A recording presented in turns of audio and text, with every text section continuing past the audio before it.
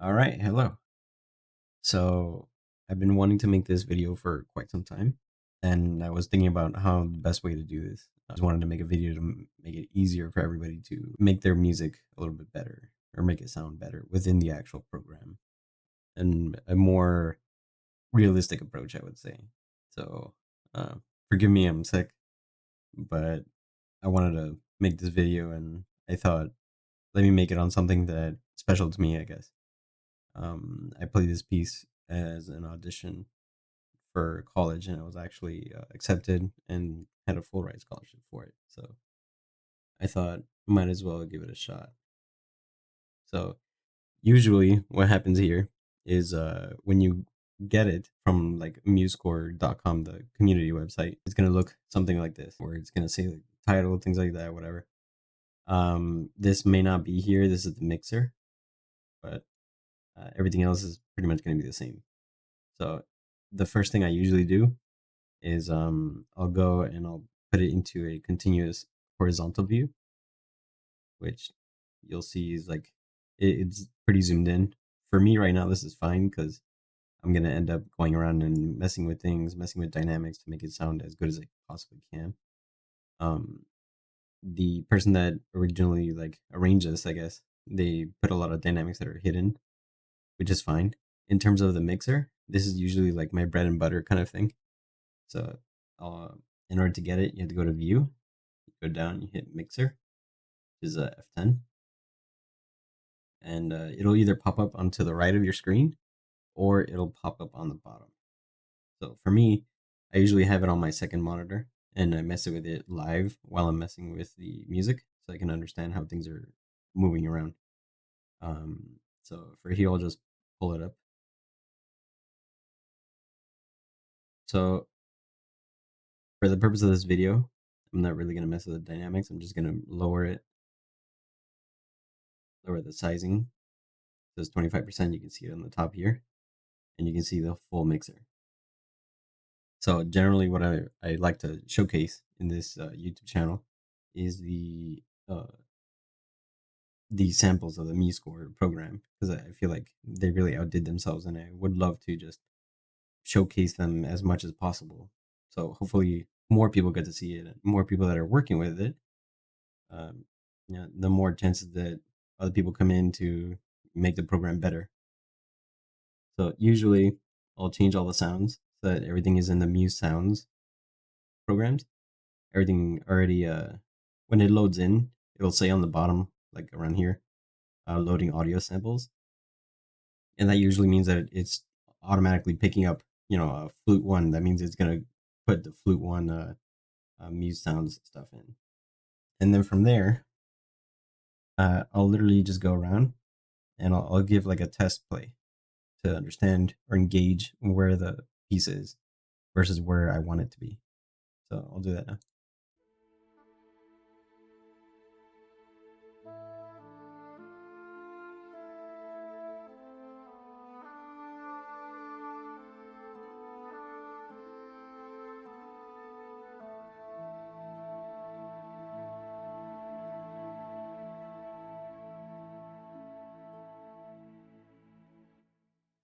So that sounded really good, but I feel like we could do better. So what I'm going to start off with is I'm going to kill all the reverb on every single one of the parts just because I want to kind of blanket everything in the same reverb and allow the instruments themselves, samples, to adjust as they can.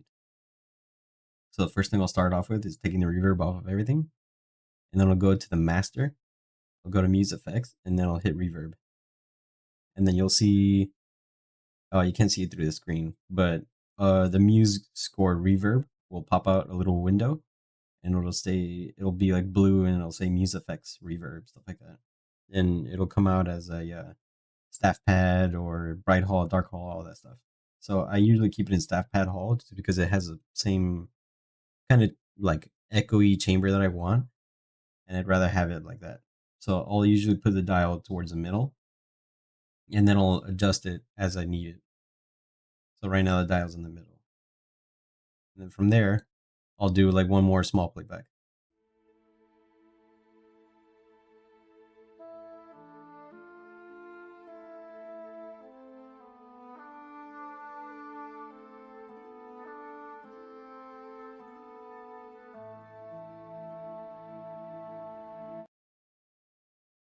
I thought that was pretty good. But in case you didn't hear the difference or you didn't feel like it was okay, or you wanted more, you could always go back to the bottom here and hit reverb.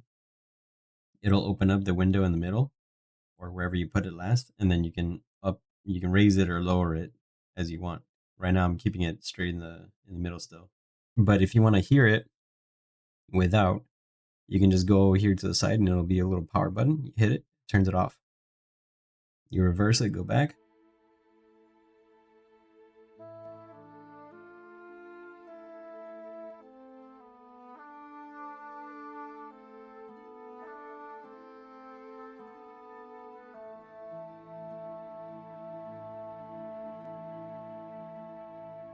So I feel like it's subtle enough right now that it's all right to pass. So from there, I'll generally go and I'll go into Music Effects and I'll do Pro EQ. Which, if you don't have these things, you can get them all through the Muse Hub program when you download MuseScore4, and everything's free. It's all in the same program. So just like the reverb, it's gonna open a smaller window, which I'm sorry you can't see it right now, but it'll say Pro EQ and it'll say MuseFX Pro EQ, and then it usually starts out with pop vocals for some reason, but I usually put it down to strings, which in the middle there'll be a little thing that says pop vocals, and you can actually click on it. You don't have to do the little arrows to the side, and it'll go down, and then it'll put a little drop down menu, and you can choose which one you want. So I usually keep it on strings, and then I'll raise the low mids up to 2, +2, not -2, which it comes with.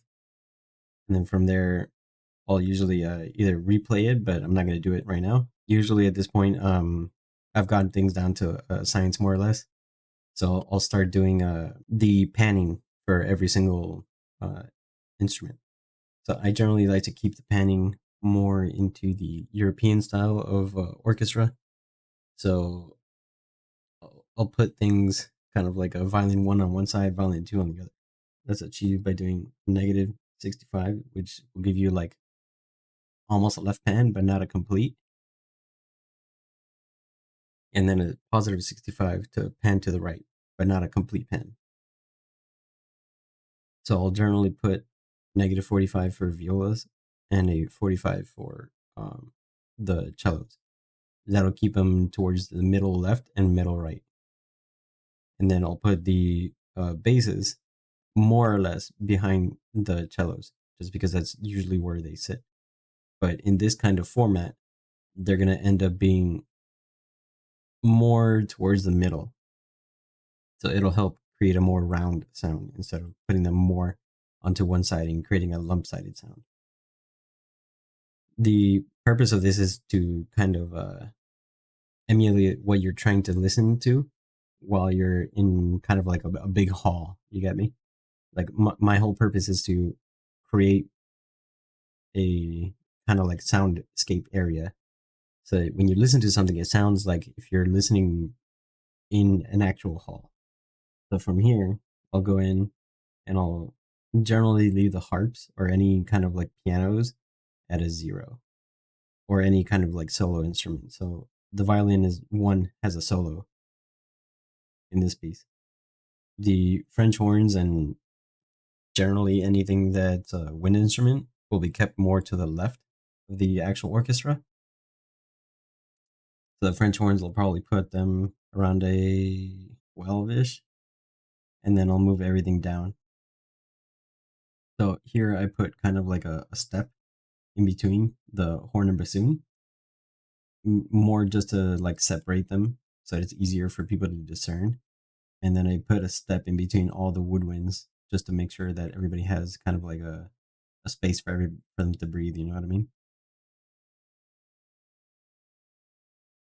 From here, you can start doing the muse effects for every single one. So you'll go down to where it says Pro EQ on the drop downs, and then you'll start doing for strings. I'll keep it strings just as it is, and then for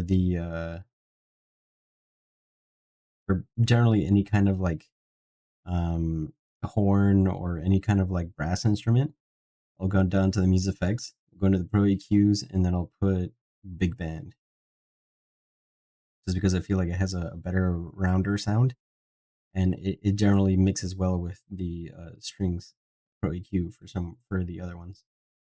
And then for the woodwinds, I'll generally go and do kind of like a into the airy woodwinds. So now that that's done, I'll then double check, make sure that everything's correct in terms of like the Pro EQs, and then I'll give the piece a listen.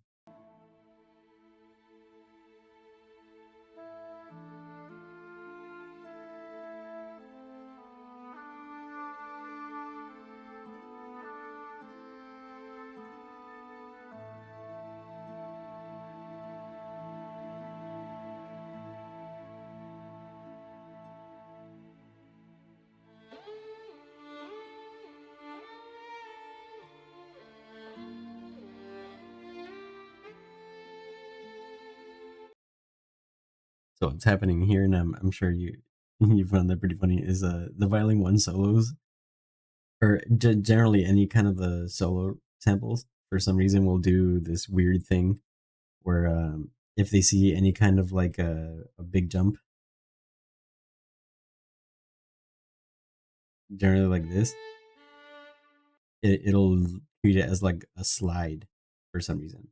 But it's just one of the many quirks of the new samples. So for cases like this, I'll either keep it on the solo, or I'll move it down the Muse sounds into the violin one and see if it's any better. Otherwise, I'll have to mess around with it and see if it actually works. So we'll see.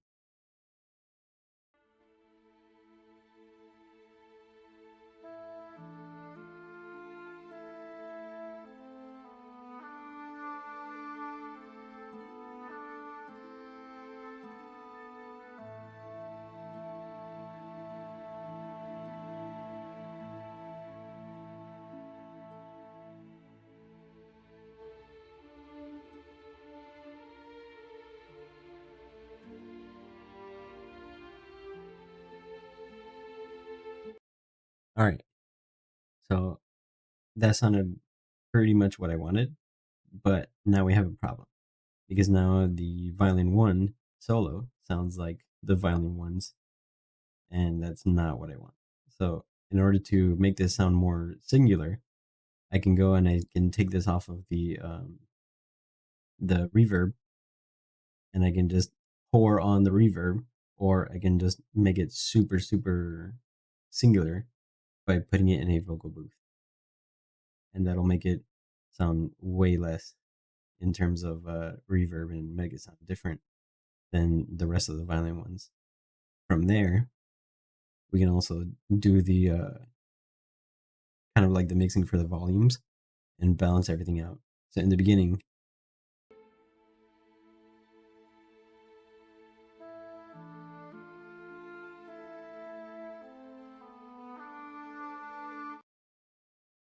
you can barely hear what's happening with the harp here, but the harp is put at a piano.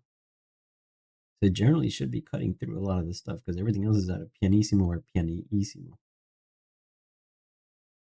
and a mezzo piano up here. So it should be cutting a little bit more. And this kind of happens later on if you want to check it later, but generally you want to go into where the harps are, and then you kind of want to raise them or lower them as you see fit.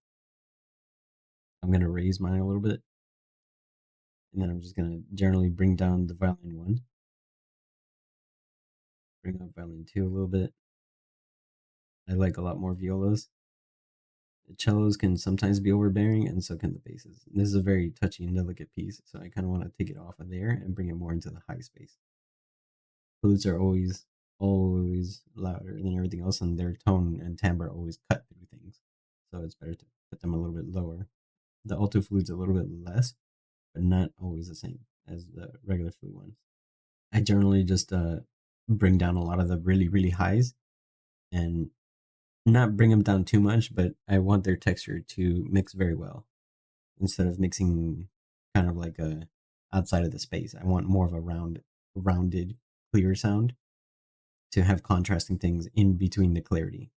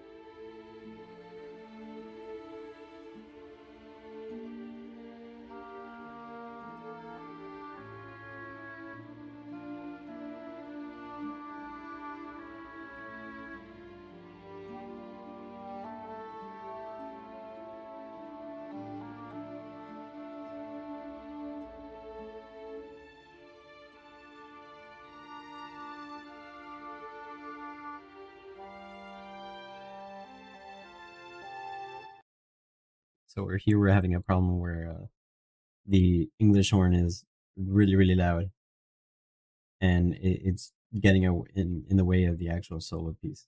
So we need to bring them down, kind of deal. So we can either choose to do it here in the mixer, or we can actually bring it down their stuff in the actual dynamics. Now, if it's your piece, I would say do it at your leisure. You know, mess with whatever you want. If you're messing with a piece that you downloaded from MuseScore and you want to like keep it as much as possible to what they wrote, then maybe you just mess with the mixer.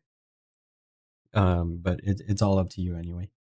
You can pour on more EQs and things like that to really bring things out, or pour more reverbs on to make things sound better.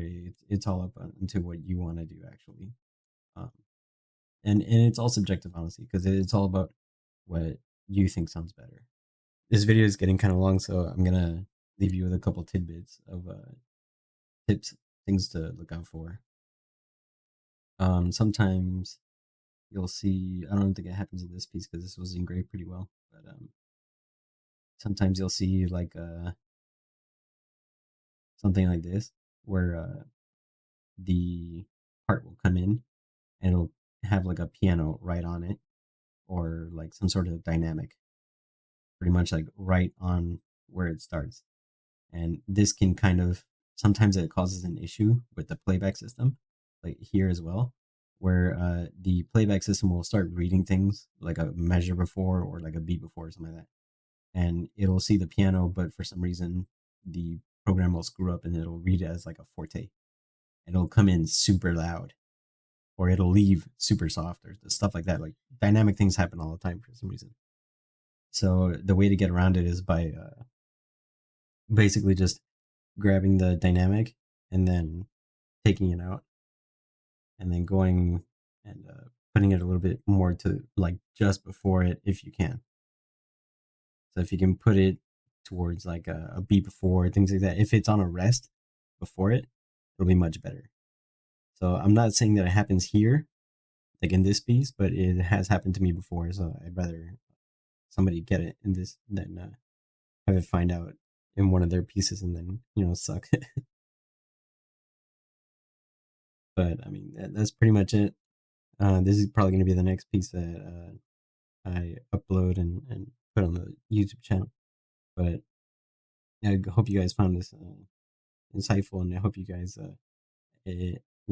enjoy this kind of stuff that I make. I enjoy making it. So if you guys need help with anything else, or have any ideas for things that you want me to like go over, please let me know. And thank you guys.